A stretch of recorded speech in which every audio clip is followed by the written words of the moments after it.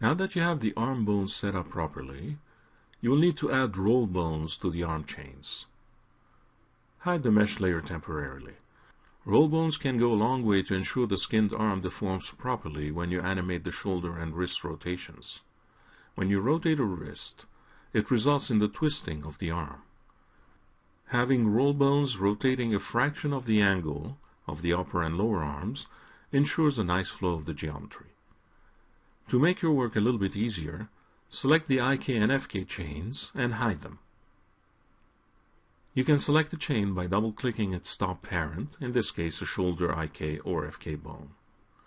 In the front view, zoom in on the character's left arm and select the original upper arm bone named Zombie Left Shoulder Bone. Use Edit Clone to make a copy of this bone. Name the copy Zombie Left Shoulder Roll Bone. At this time, the duplicate sits on top of the original and matches it in every way, making it a little harder to see in the viewport. In the Bone Tools dialog, set the taper value to 0. This makes the duplicated bone look more like a box.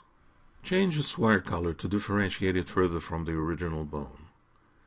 Because it was duplicated from the shoulder bone, its parent is still the clavicle. Unlink it from the clavicle. You will adjust the hierarchy later. In this example, we'll use 1 roll bone for the upper arm and 2 for the forearm. Because of that, you want the upper arm roll bone to be half as long as the upper arm bone it is parented to. One way to do this is to refine the roll bone in the middle and delete the unwanted piece. To get a sense of reference where the midpoint is, you can draw a temporary reference box with 2 width segments. This makes it easier to refine the roll bone in the middle. Once this is done, you can delete the reference box and the unwanted extra roll bone near the elbow. Repeat the procedure with the forearm. Start by making a duplicate of the forearm bone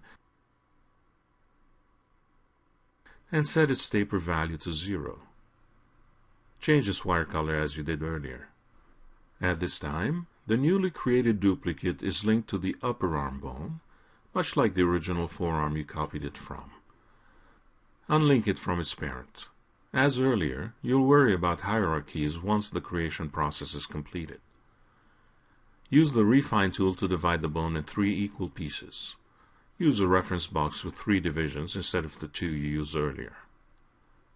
Delete the small section closest to the elbow. You won't need that one. Also delete the reference box once you're done with it.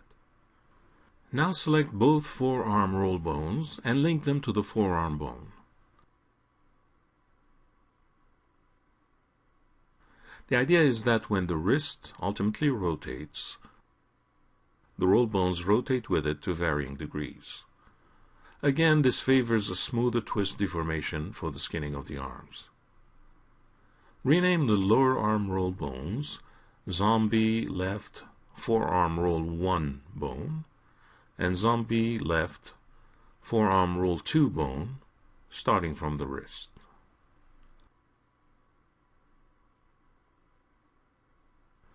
Similarly, link the shoulder roll bone to the shoulder bone.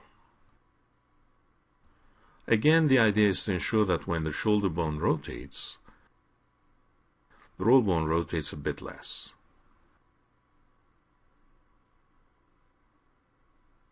When you are done with the roll bones on the left arm, you need to repeat the procedure on the right arm.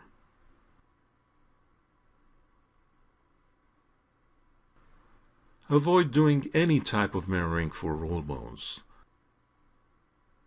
Also notice that these roll bones were created without any nubs. This is about the only situation where you use bones without nubs. The reason is you won't be using any IK or FK simulations on these roll bones. Ultimately, they will be constrained to the skeleton in a variety of ways so that they behave properly. In fact, you could have used any other types of elements here, not just bones, to achieve the same effect. You could have used geometry, boxes, cylinders, or helpers, dummies, points, among others. Using bones, however, continues a trend you started for the skeleton and does make selection filtering easier.